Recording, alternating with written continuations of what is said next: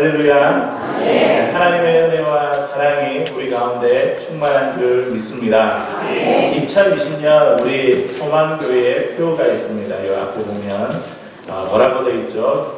예수를 바라보고 예수로 충만한 교회. 우리 같이 한번 해볼까요? 시작. 예수를 바라보고 예수로 충만한 교회. 예, 아멘. 네, 제가 한번 예수를 바라보고 이렇게 하면 우리 성도님들께서는 예수로 충만한 교회 이렇게 한번 해보도록 하겠습니다. 예수를 바라보고 예수로 충만한 교회. 예수를 바라보고 예수로 충만한 교회. 할렐루야. 아멘. 이 한해 우리 주님으로 충만한 우리의 가정과 또 우리 교회가 될 줄로 믿습니다. 아멘. 운동선수가 달리기를 할 때에 제일 중요한 것은 무엇일까요? 뛰어난 기술, 또 좋은 체력, 또 그때 당일날에 경기할 수 있는 좋은 컨디션 등등 운동 경기를 펼치기 위해서 좋은 요소들이 있습니다. 하지만 이것보다 더 중요한 것이 있습니다. 이 경기자에게 더 중요한 것이 있는데 그것이 무엇이냐면 결승점이 어디인지, 목표가 어디 있는지 그것을 살펴보고 그 방향을 향해서 뛰어가는 것입니다. 아무리 뛰어난 선수라도 할지라도 결승점을 향해 달리지 않고 목표 지점이 아니라 다른 곳을 향해 아무리 좋은 체력이 있고 뛰어난 기술이 있다 하더라도 그 선수는 실격 처리, 아무런 상도 못 받는 실격 처리 받게 되지 않을 것입니다. 믿음의 경주를 하는 사람에게 제일 중요한 것은 무엇일까요? 뜨거운 열정, 헌신, 섬김, 구제, 전도 등등 많은 요소들이 있을 것입니다. 그런데 이것보다 제일 중요한 것, 더 중요한 것은 무엇이냐면 바로 올바른 방향을 향해 결승점을 향해 달려가는 것입니다. 우리 믿음에 경주하시는 분들의, 우리 신앙인들의 우리가 바라봐야 할 이 결승점은 어디일까요? 우리가 보고 달려야 할 그 방향은 어디일까요? 그 방향은 바로 예수 그리스도. 주님이 우리의 결승점이 되시고 우리의 목적지가 되십니다. 우리가 그 방향을 보고 우리는 달려가야 하는 것입니다. 그래서 히브리서 12장 2절에 있는 말씀을 보니까 믿음의 주여 또 온전케 하시는 예수를 바라보자. 예수님은 우리의 믿음의 시작이 되십니다. 믿음의 뿌리가 되시고요. 또 우리의 부족한 믿음을 강건하게 하시는 분, 우리의 부족한 믿음을 온전하게 하시는 분이 우리가 바라보는 그 예수님이 되십니다. 우리 교회가 부흥하고 성장하는 것도 중요하지만 그거보다 더 앞서야 될 게 뭐냐면 우리가 올바른 방향을 향해서 우리 모두가 그것을 보고 달려가야 된다는 것이죠. 그분이 예수 그리스도, 주님을 보고 달려가게 될 때에 그렇게 우리가 한 마음과 한 뜻으로 주님을 향해 달려가다 보면 주님께서 우리에게 성장도 주시고 우리에게 부흥도 주시고 우리 교회 가운데 충만한 은혜로 함께 하실 줄로 믿습니다. 이런 측면에서 우리 교회가 올 한 해는 이제 올바른 방향성을 가지고 예수님에 대한 그 꿈을 가지고 함께 뛰고 달려갈 수 있는 저와 여러분들 되시기를 바랍니다. 오늘 이거 말씀해 보니까 다윗이 그랬습니다. 오늘 다윗이 본문의 1절에 보니까요 뭐라고 말하고 있냐면 나의 영혼이 잠잠히 하나님만 바라며 나의 구원이 그에게서 나오는구나. 아멘. 다윗이 선택할 이 세상에 얼마나 많은 옵션들이 있겠습니까? 그런데 그거 다 제쳐두고 그 많은 것들, 의지할 걸, 바라볼 것, 선택할 것 많이 있지만 그 중에서 뭐만 선택하겠다고요? 뭐만 바라보겠다고요? 하나님만, 오직 하나님만 바라보았습니다. 하나님이라는 올바른 방향을 설정하고 하나님이라는 그 목적지를 향해 믿음의 경주를 하였습니다. 사랑하는 성도 여러분, 새해에 하나님께서 우리가 어떻게 변화되기를 원하실까요? 올해 한 해 동안도 우리 앞에 수많은 일들이 우리에게 다가오게 될 것입니다. 우리를 두렵게 하는 일도 있을 것이고 우리를 힘들게 하는 일도 있을 것입니다. 그런데 그 어떤 상황이 우리에게 다가온다 할지라도 우리의 목표는 누구라고요? 하나님. 오직 그 하나님만 바라보는 것입니다. 이 올바른 방향을 설정하고 이제 첫 주 이 시간을 우리가 함께 시작하는 것입니다. 오늘 주신 이 말씀을 통해 다윗의 이 시편을 통해 하나님만 바라보는 자의 모습이 어떠한지, 또 우리가 어떻게 하나님만 바라보는 자로 이렇게 모습으로 변화되어야 될지 말씀의 은혜를 나누도록 하겠습니다. 첫째로 하나님만 바라보는 자는 어떠한 자이냐면 어떤 상황에도 크게 흔들리지 아니하는 사람입니다.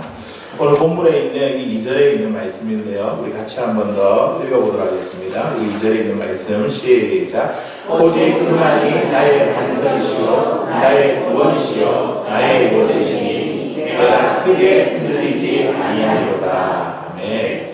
지금 다윗이 뭐라고 선포하고 있냐면 나는 하나님만 바라보기 때문에 크게 흔들리지 아니하겠다, 그렇게 선포하고 있습니다. 이렇게 선포하는 지금 다윗의 상황은 어떠합니까? 3절에 있는 말씀에 보니까 넘어지는 강과 흔들리는 울타리같이 사람을 죽이려고 너희가 일제히 공격하기를 언제까지 하려느냐. 여기서 이 사람은 지금 다윗을 말하고 있습니다. 지금 악인들이, 원수들이 지금 다윗을 죽이려는 그런 상황 가운데 있습니다. 또 일제히 공격하기를 언제까지 하려느냐. 이 공격이 끊임없이 이 다윗을 향해서 끊임없는 공격이 일어나는, 목숨이 위급하고 위태로운 그런 상황 가운데 있습니다. 그 상황 속에서 다윗이 지금 어떻게 하겠다고요? 내가 크게 흔들리지 아니하겠다, 그렇게 선포하고 있습니다. 사전에 있는 말씀도 보십시오. 여기 있는 말씀 보니까 그들이 그를 그의 높은 자리에서 떨어뜨리기만 꾀하고 거짓을 즐겨하니 입으로는 축복이요 속으로는 조소로다. 그의 높은 자리, 이 다윗이 지금 갖고 있는 자리가 어떤 자리입니까? 왕이지 않습니까? 왕의 그 높은 자리를 지금 악인들이 어떻게 해서든지 그 자리를 떨어뜨리려고 하는 그런 상황 가운데 있습니다. 입술로는 아첨의 말을, 좋은 말을 하지만 속으로는 지금 어떻게 하든지 간에 거짓으로, 그리고 어떻게 하면 끄집어 내려놓을 수 있을까, 이런 꾀를 하고 있는 그 상황 가운데 있다는 것입니다. 다윗이 지금 여러 신하들로부터, 여러 사람들로부터 지금 미움과 시기와 질투를 받는 그 자리에서 다윗은 선포합니다. 내가 크게 흔들리지 않겠다. 그런데 이 2절에서 크게라는 이 말이요, 나중에 이 5절, 6절에 있는 말씀을 보니까 또 똑같이 1절, 2절과 5절, 6절이 그대로 반복하는 장면을 보게 됩니다. 근데 이 6절에 있는 이 말씀에 보면 2절하고 똑같은데 단어 하나가 빠져 있습니다. 뭐가 빠져 있냐면 크게가 지금 빠져 있습니다. 처음에는 크게 흔들리지 아니하겠다, 그렇게 했지만 나중에 6절에 있는 말씀 보니까 그 크게가 아니라 그냥 흔들리지 않겠다. 이러한 고백을 볼 때에 다윗이 나의 구원이 되신 하나님만 바라보니까 하나님으로 인한 더 큰 확신으로 인해 지금 아예 조금도 흔들림이 없다, 자기의 심경이 변화된 것을 보게 됩니다. 사랑하는 성도 여러분, 우리는 언제 크게 흔들리게 됩니까? 우리가 크게 흔들리는 때는 언제입니까?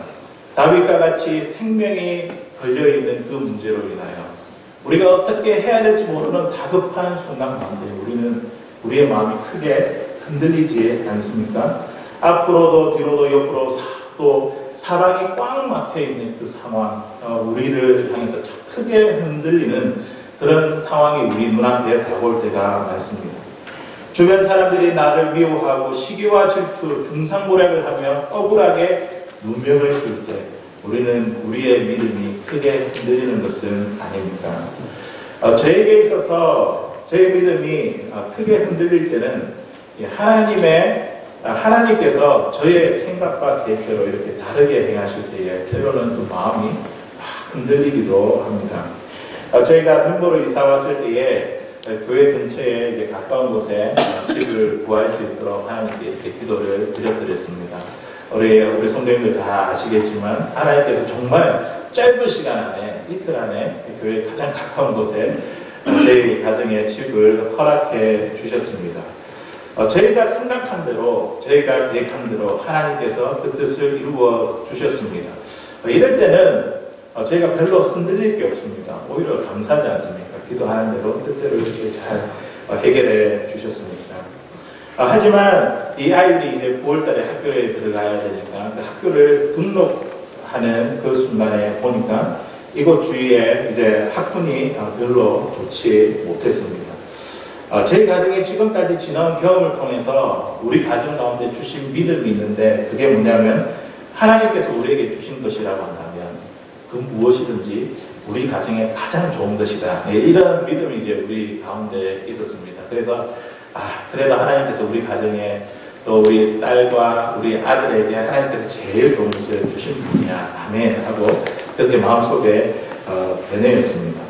9월 달부터 이 아이들이 이제 학교를 가는데 하나님께서 저희의 생각과 계획과 완전 다르게 일하시더라고요.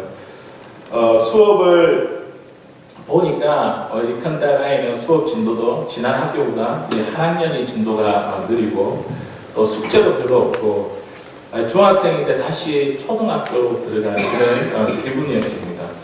저희 딸도 위기감이 들었는지 지금 이제 LA에 열심히 하던 그 애들과 비교해서 뒤처지지 않을까 그런 불안한 모습도 보였습니다.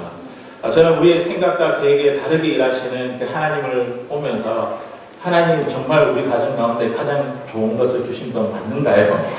이렇게 하나님께 질문을 드렸습니다. 그러면서 저에 대한 이 마음이 조금씩 흔들리기 시작했는데 다시 이사를 해야 되나 아니면 이 학교를 다른 데로 옮겨야 되나 그러면서도 지난 시간에 우리 가정에 베풀어 주신 그 하나님의 은혜 우리에게 가장 좋은 것을 주시는 분이라는 그 말씀을 그 이야기를 되뇌이며 우리가 묵묵히 기다려 왔습니다. 그때 하나님께서 저희 자녀들에게 행하신 것은 공부가 아니라 인생 공부를 하게 하셨습니다. 친구들이 살아가는 그 형편이 어떠한지 저의 딸에게 하나님은 보여주셨습니다. 가정이 깨어지고 부모 없이 지내는 그 친구들, 이모의 손에서 길러지는 그 친구들, 형편이 넉넉지 못한 그 친구들을 보면서 이 아이가 가족에 대한 소중함을 배우게 되었습니다.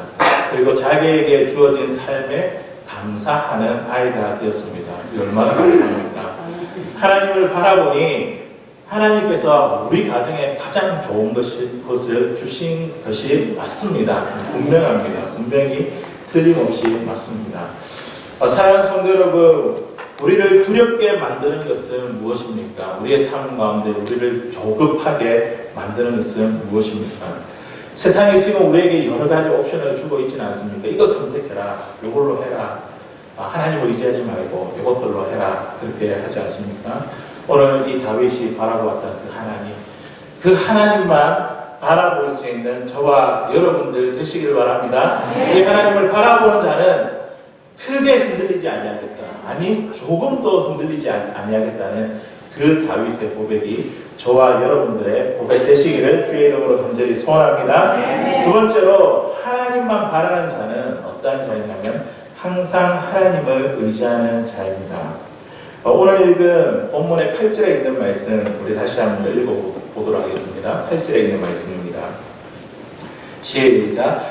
백성들아 스스로 그를 의지하고 그의 앞에 마음을 모아라. 하나님은 우리의 피난처시로다. 아멘. 지금 다윗이 백성들아 이렇게 말하고 있는데 이 백성들은 이스라엘 백성들 전체를 말하고 있는 것이 아닙니다. 다윗을 따랐던 신하들, 그 충신들을 지금 말하고 있는 것입니다. 다윗이 이처럼 자신의 그 목숨이 위태롭고 자신의 자리, 이 왕위가 위태로운 그 상황을 보면서 이 신하들이 얼마나 두렵고 무서웠겠습니까? 지금까지 이 다윗을 믿고 따랐는데 이 따랐던 지도자가 어려움에 빠진다고 한다면 충신들에게는 이보다 더 큰 위기가 어디에 있겠습니까?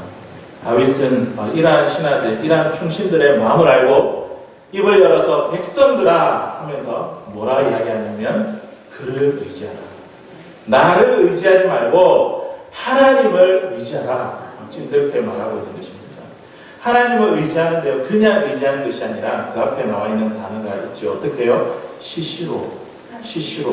시시로라는 말은 항상, always, 항상, 늘 변함없이 하나님을 의지하라는 말씀입니다.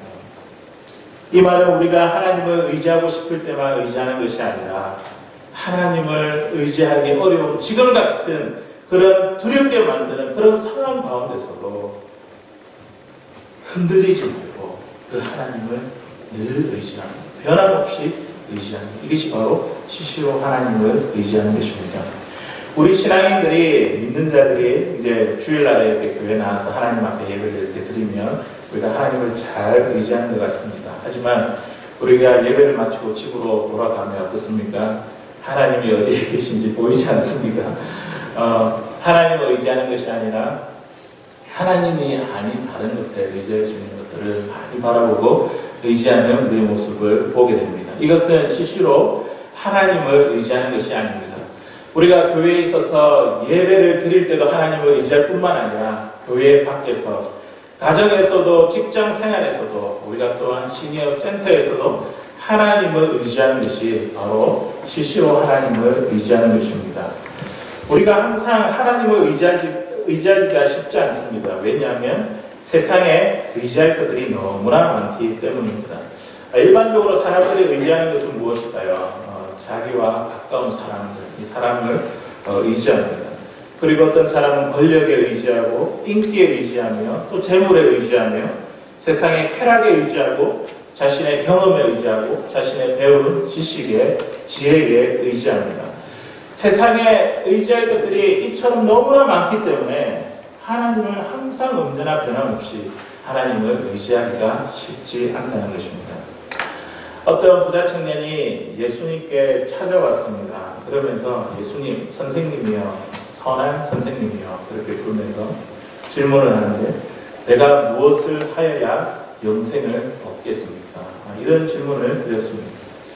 예수님이 이 부자 청년의 이 질문을 들으면서 뭐라고 말씀하시냐면, 모세의 계명을 쭉 이렇게 나열하면서 이야기를 했습니다. 그때에 이 부자 청년에게 얼굴에 화색이 확 돋으면서, 선생님, 제가 어릴 때부터 그 많은 것들을 제가 다 지켜봤습니다. 그러면서 당당하게 말했습니다. 그럴 때 예수님께서 이 부자 청년에게 이야기하시죠. 아직도 네에게 부족한 것 그 한 가지가 있는데, 네가 가지고 있는 재산을 팔아서 가난한 자들에게 나눠주라. 그리고 나서 나를 따르라. 그렇게 이야기했을 때 이 부자 청년이 어떻게 했습니까? 그의 반응이 어땠습니까? 성경 말씀에 보니까 재물이 많음으로 슬픈 기색을 띠고 근심하며 예수님을 떠나고 했습니다. 부자 청년도 어릴 적부터 하나님의 말씀을 지키고 율법을 지키며 하나님을 의지하는 것처럼 보였지만 그는 시시로 하나님을 의지하는 것이 아니었습니다. 예수님의 그 비추어 봐서 자신의 그 모습을 볼 때 그는 자신이 가지고 있던, 하나님보다도 자신이 가지고 있던 많은 재산을 의지하는 사람입니다. 재물을 이와 같이 많이 모은 자가 쓰지도 않고 죽음을 맞이한다면 이 재물이 누구의 것이 되겠습니까? 이 재물도 우리가 평생 의지할 것이 못 됩니다. 재물이 우리에게 편리하게 해줄지는 모르겠으나 우리가 의지해야 할 대상은 아닙니다. 우리가 항상 의지할 그분, 그 대상은 누구라고요? 예수님. 다윗이 말했던 하나님만 바라보는 것. 이것이 바로 우리가 항상 의지해야 될 분인 줄로 믿습니다. 지난 주일 오후에 그 맨 인 블랙이라는 그 다큐멘터리를 CGN TV 그 기독교 방송에서 이번에 작년 이제 2019년도에 다큐멘터리를 만들었더라고요. 그 다큐멘터리를 이제 보게 됐는데 여기에 대한 배경은 이제 필라델피아, 우리가 살아가고 있는 미국의 이 필라델피아에서 한 가난한 흑인 빈민촌에서 일어난 일들을 이렇게 이야기하는 다큐멘터리더라고요.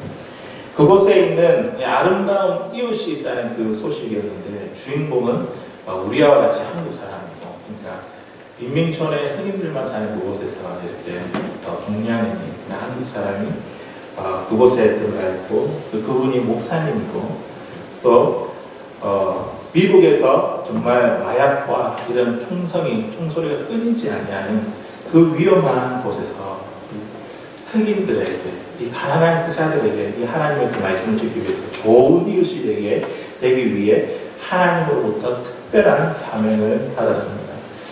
그래서 이분이 매일 아침마다 지저분한 이 거리를 청소하고 또 이웃들에게 꽃을 선물하고 또 친절을 베풀며 어려운 일이 있으면 열의를 제쳐두고 이웃들을 돕기 위해 길을 뛰어다닙니다.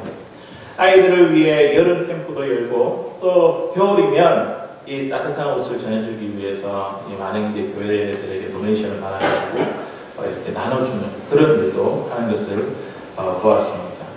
그리고 이 아이들이 한 13세, 만 13세, 14세가 되면 이 학교에서 마치고 나면 특별히 할 수 있는 게 없어서 이 밖으로 나가는 이 청소년들이 마약에 빠지기 쉽다 하더라고요. 그래서 그 아이들을 위해서 이 방과후 교육 프로그램도 만들었습니다.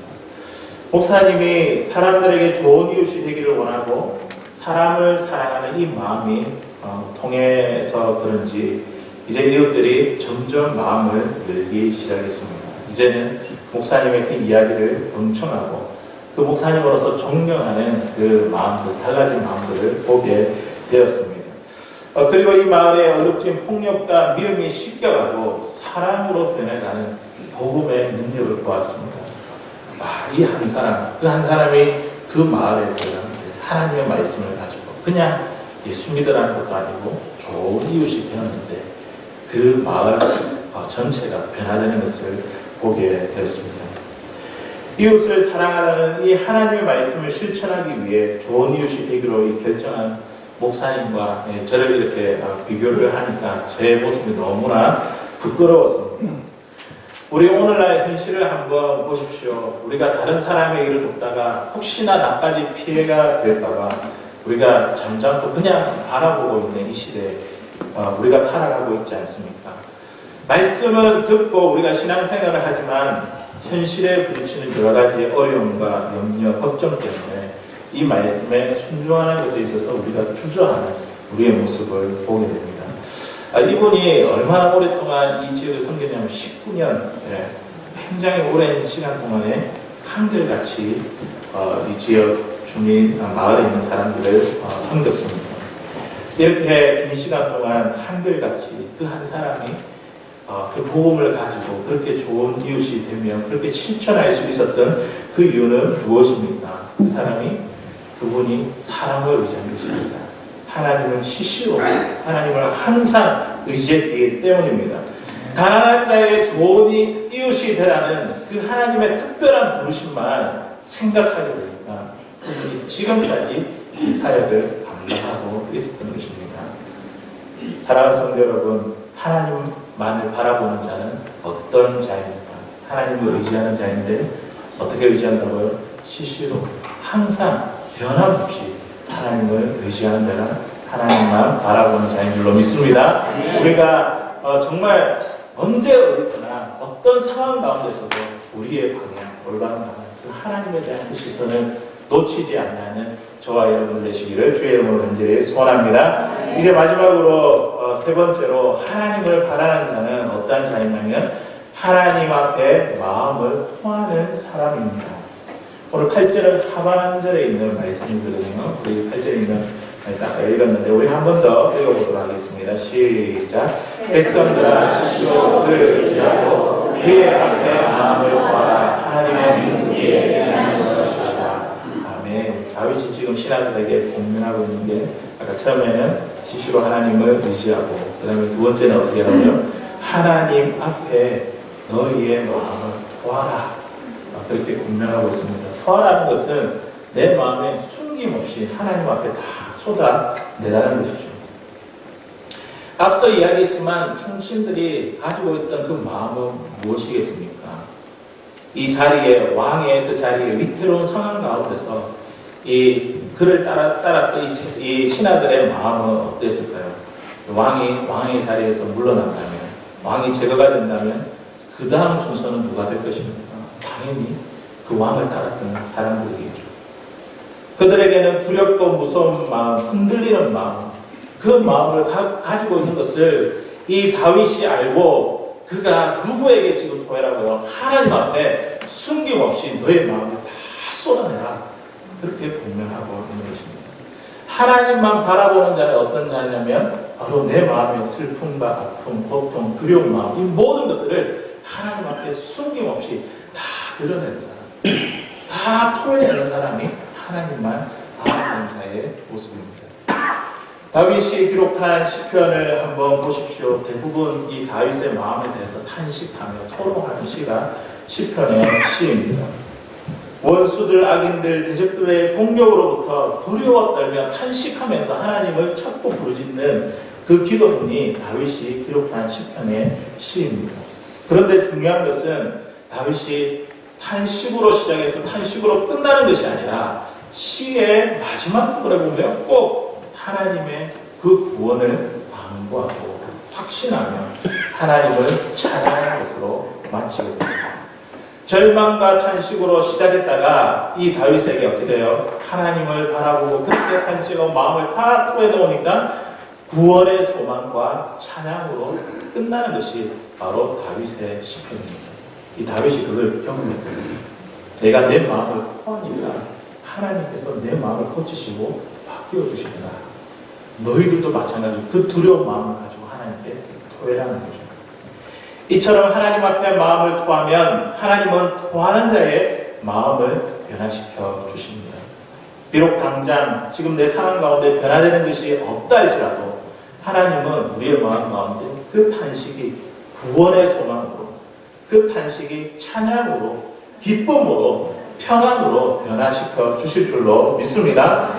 이런 하나님을 경험했기 때문에 숨김없이 하나님 앞에 자신의 마음을 다 토해내라. 하나님을 바라는 자, 하나님만을 바라보는 자는 하나님 앞에 자신의 마음을 다 토해내는 자입니다.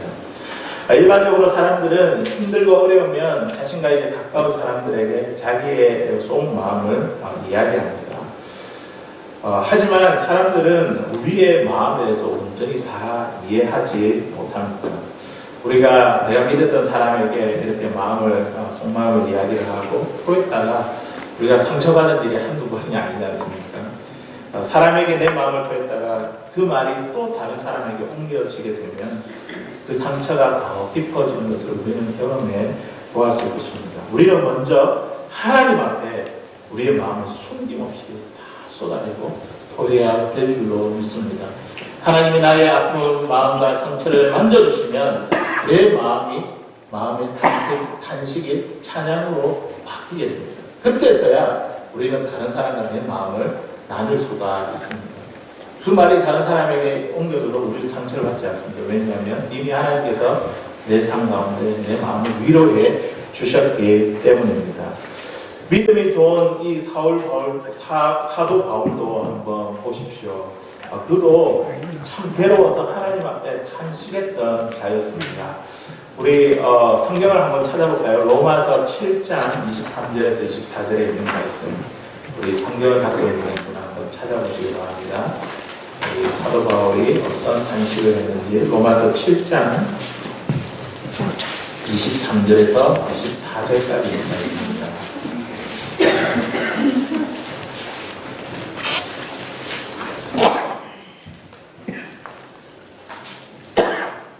신약성경 249페이지 로마서 7장 23절 우리 24절에 있는 말씀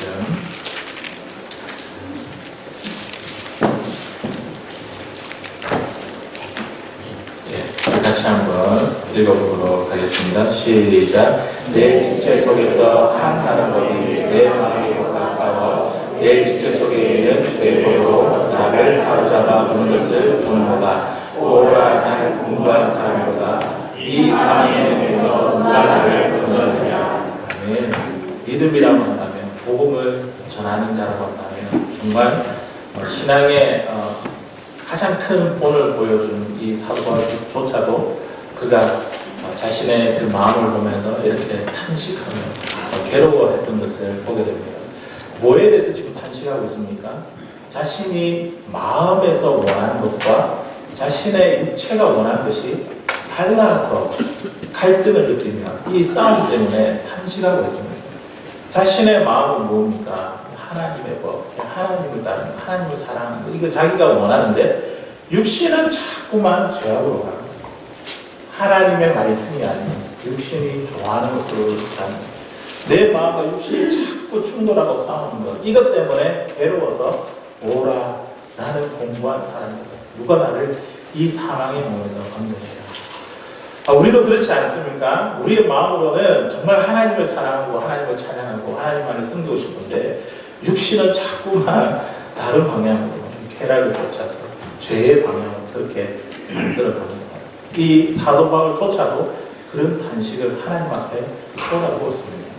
그렇게 탄식을 쏟아부으니까 25절에 있는 말씀에 보니까요, 이 바울이 어떻게 바뀌었냐면 우리 같이 한번 읽어보도록 하겠습니다. 시작. 우리 주 예수 그리스도로 말미암아 하나님께 감사하리로다. 그런즉 내 자신이 마음으로는 하나님의 법을 육신으로는 죄의 법을 섬기노라. 자, 이런 탄식을 가지고 내가 하나님 앞에 나오게 됐을 때에 이 바울이 누구를 보게 됐냐면 그리스도 예수님을 바라보게 됐고, 그 예수님을 통해서 이분이 어떻게 했다고요? 하나님께 감사를 드렸습니다. 탄식한 마음을, 우리의 마음을 고쳐주시는 분이 누구이십니까? 예수님 그리스도께서 오늘 주님께서 바울의 탄식하는 그 마음을 변화시켜 주셔서 그가 감사하는 마음으로 바뀌었습니다. 사랑하는 성도 여러분, 우리 마음을 하나님 앞에 아낌없이 쏟아부을 수 있는 저와 여러분들 되시길 바랍니다. 우리가 탄식하고 하나님께 기도하면 주님이 우리의 마음을 변화시켜 주십니다. 어떻게 해요? 감사하는 마음으로, 찬양하는 마음으로, 기뻐하는 마음으로 우리를 변화시켜 주실 줄로 믿습니다. 이 새해 우리의 믿음의 방향을 올바르게 세우며 이 믿음의 목표이신 예수 그리스도를 바라보며 함께 뛰고 달려갈 수 있는 저와 여러분들 되시길 바랍니다. 같은 방향으로 우리가 보고 달려가게 될 때에 주님께서는 어떤 두려운 상황 가운데서도 우리를 흔들리지 아니하시고 우리를 변화시켜 주실 줄로 믿습니다. 시시로 하나님을 의지할 수 있는 자로 우리를 변화시켜 주실 줄로 믿습니다. 시시로 하나님 앞에 우리의 상한 마음을 토해내서 우리의 마음이 변화되는 마음으로, 우리의 마음이 감사하는 마음으로, 찬양하는 마음으로, 기쁜 마음으로 변화시켜 주실 그 주님의 은혜를 기대하는 이 한 해가 되시기를 주의 이름으로 간절히 축원합니다.